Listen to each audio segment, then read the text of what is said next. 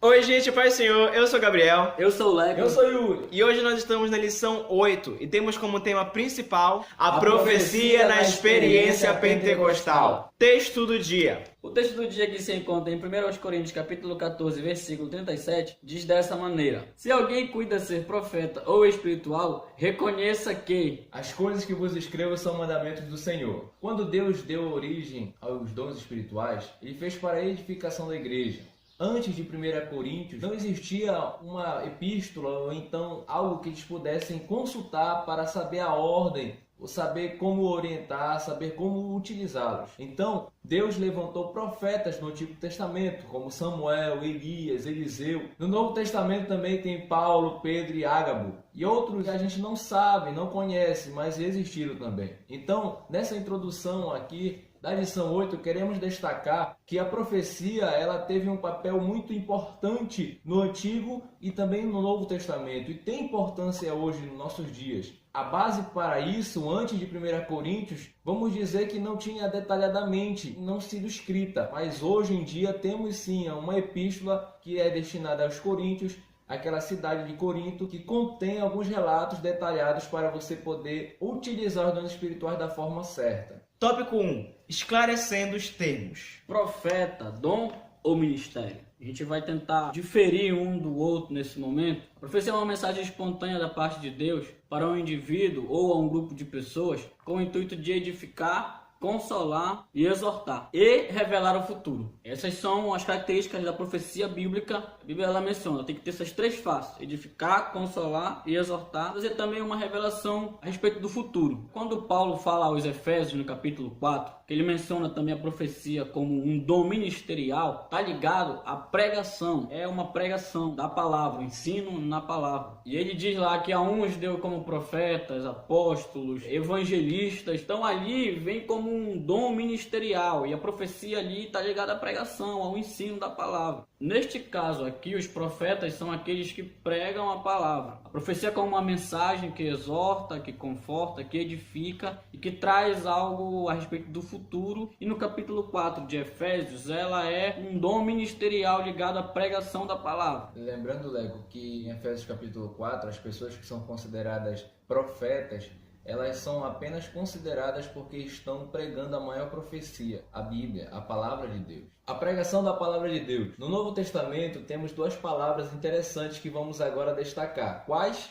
Querigma E querix. Querigma é a proclamação e querix é o mensageiro. Ou seja, aqui temos duas palavras distintas um pouco. Uma é a proclamação, é o verbalizar a mensagem. E outra é o mensageiro, o corpo físico, a pessoa. Porém, a pregação é o passo importante, a forma de verbalizar. Ela é tão importante que dentro da teologia temos duas matérias para capacitar o pregador, o mensageiro a proclamar essa mensagem. Uma é a homilética e outra é a hermenêutica. Sendo assim, temos aqui a palavra quirexi como o mensageiro e querigma como a proclamação. E é esse querigma que destacamos em Efésios 4, que quando o nosso amigo Leco, nosso professor, disse que a palavra distingue da outra, eles queríamos dar notoriedade aqui, que o mensageiro, a proclamação da mensagem, ela distingue-se de 1 Coríntios capítulo 12 até o 14.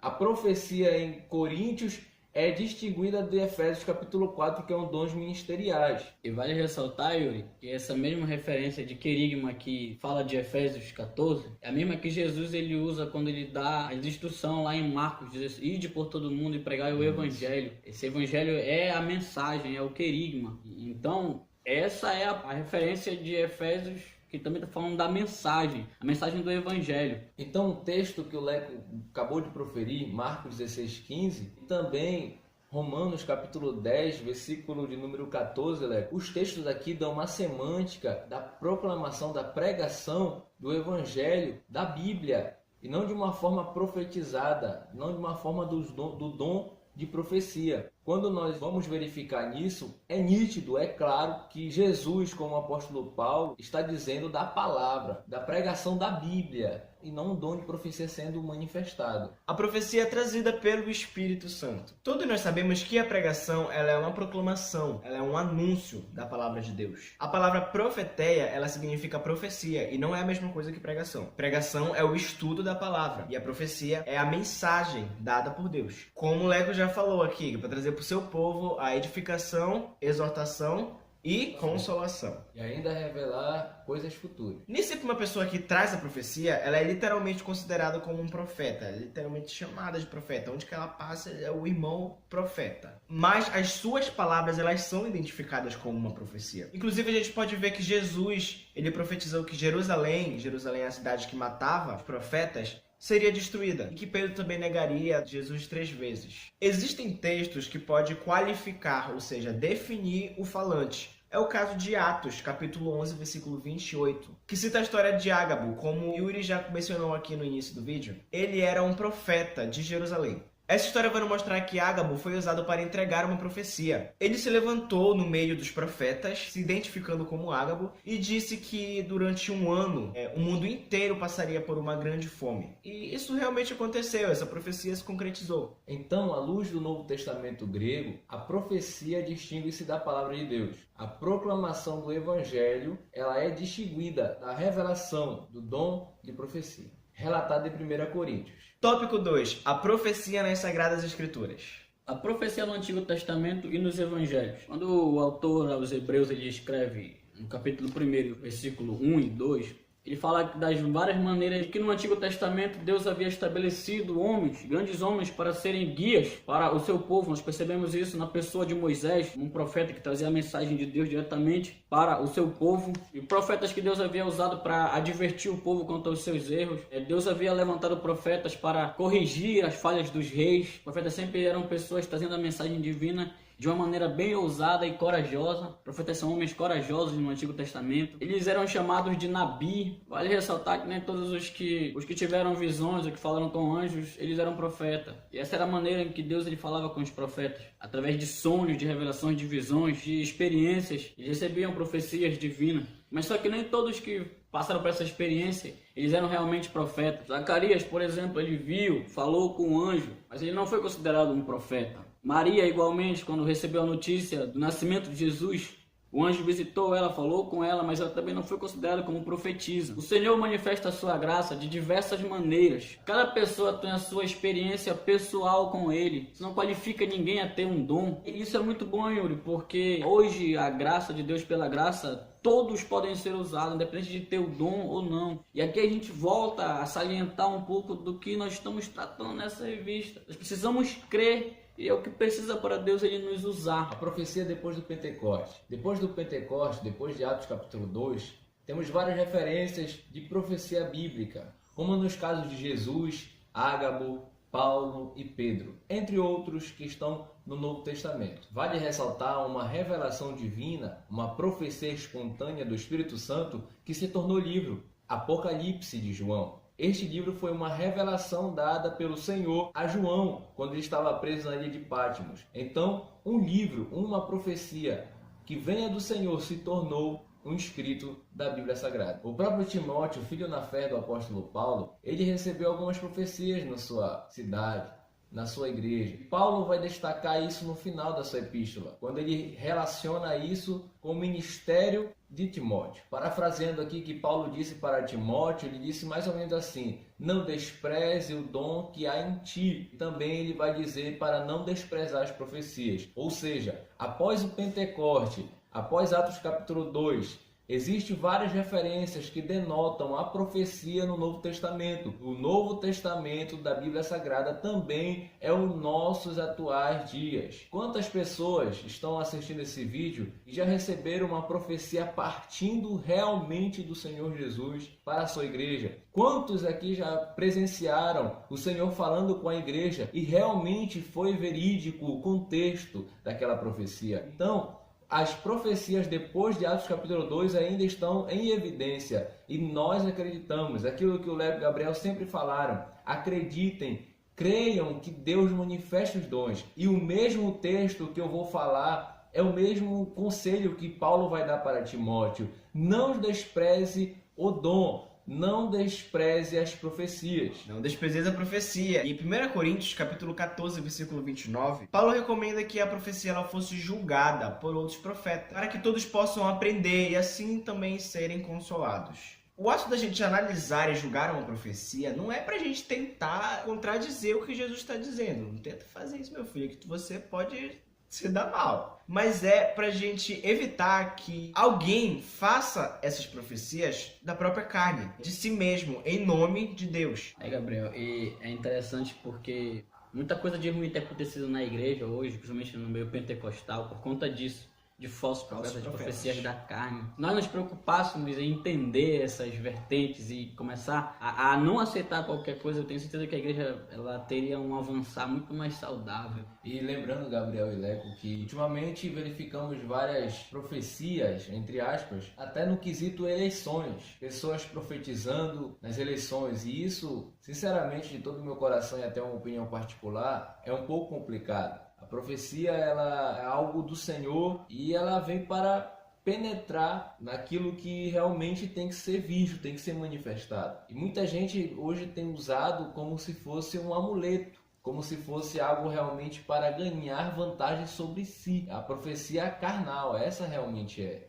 Mas existe também a profecia que realmente essa é verídica e que o Gabriel está falando. E nós acreditamos que ela ainda é evidência, ela vive, ela é real. E isso tem apagado o brilho dela, esses escândalos, essas circunstâncias, tem tentado camuflar a verdadeira profecia bíblica. A gente também deve lembrar que a profecia no Novo Testamento, ela também é preditiva. Ou seja, os profetas eles falam do fim dos tempos que ainda irá acontecer, desde o Novo Testamento. Olha, tempo pra caramba. Para as pessoas que leem a Bíblia, para nós cristãos que lemos a Bíblia, não tem muita novidade, né? Todos nós já sabemos o que vai acontecer. A gente sabe que a igreja ela vai ser arrebatada, que nós vamos estar lindíssimos num coral cantando no céu, que o Satanás do inferno vai ser derrotado. Eu queria estar lá para rir da cara dele, só que eu vou estar muito ocupado adorando a meu Senhor Jesus Cristo. Tópico 3. Funções da profecia. Exortar, edificar e consolar.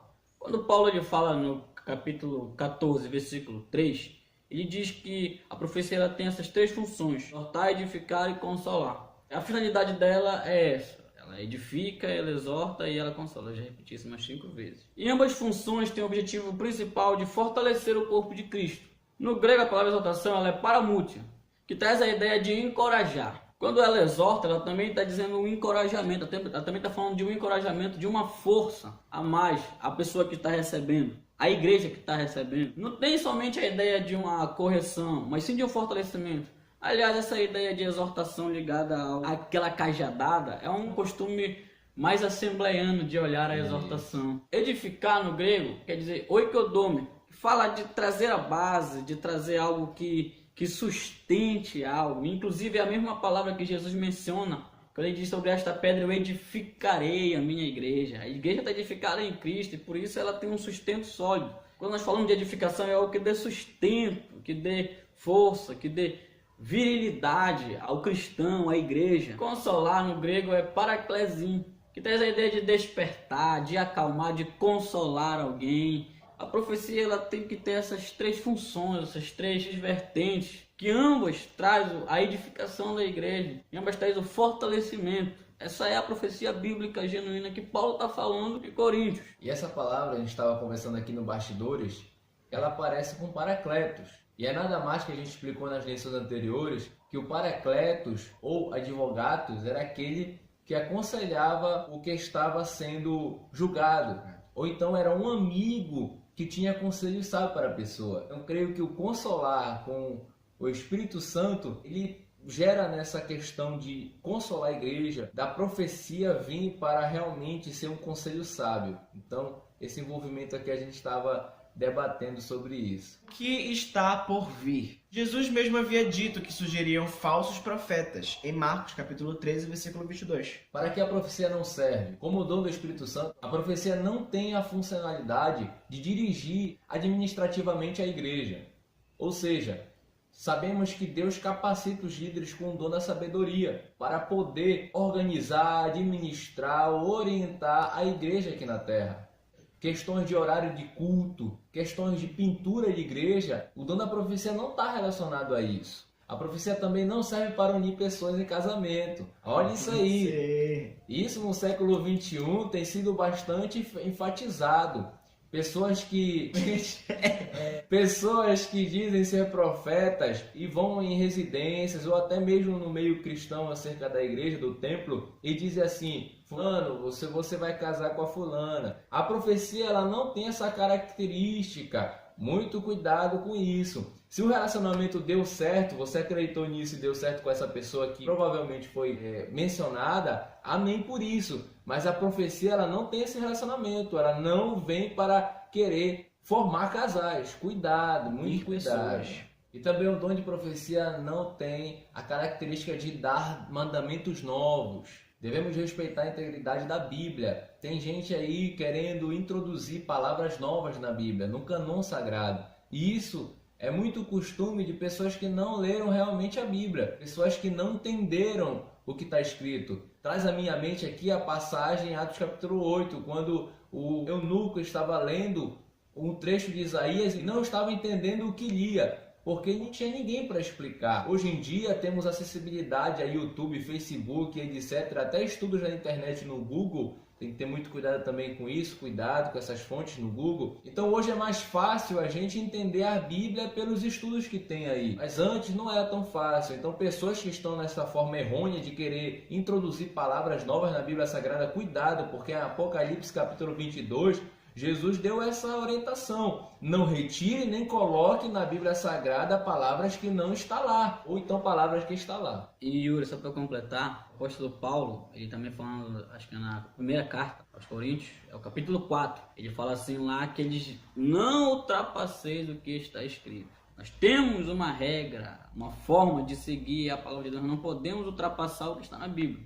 Não podemos, senão isso vai ser preceitos humanos. Muito cuidado. Então é isso, gente. Muito obrigado pela participação de vocês, pela presença de vocês aqui no nosso canal. Continue nos acompanhando, compartilhe os nossos vídeos. Pessoal, muito obrigado pela participação de vocês. Apesar do Gabriel ter batido na câmera agora, mas ele pede perdão. Desculpa. Então, pessoal, agradecemos vocês pela colaboração conosco, pela presença, pelo compartilhamento. Temos visto apoios por onde andamos, pessoas contando que o canal tem sido bênção. Continue conosco, não desacredite na Bíblia e nem no canal. Confie no canal ainda, hein? Nossas programações que a gente já falou para vocês ainda vão ser postadas. Nossas entrevistas, nossas ligações e... Nossa série. A nossa série, exatamente. Pentecoste. Muito obrigado pela sua participação e até o próximo vídeo. Até a próxima. Se alguém cuida de ser profeta... Essa parte é mais difícil. Querigma aí? Querix. Agora tá falando inglês já. Querix. Querigma. Querix. E Belix. E eu dele. Tá. Tem Belix mesmo? Né? Sacanagem. Exortação, ela no grego ela quer dizer paramurtian. Consolar vem do grego. Já olhou pra alguém e pensou, o que passa na cabeça dela? Apenas uma fome, uma sede, uma sede. Peraí. Eles eram chamados de Nabi. Peraí, deu uma lançada de corpo aí engraçada, né? Eles eram chamados de Nabi.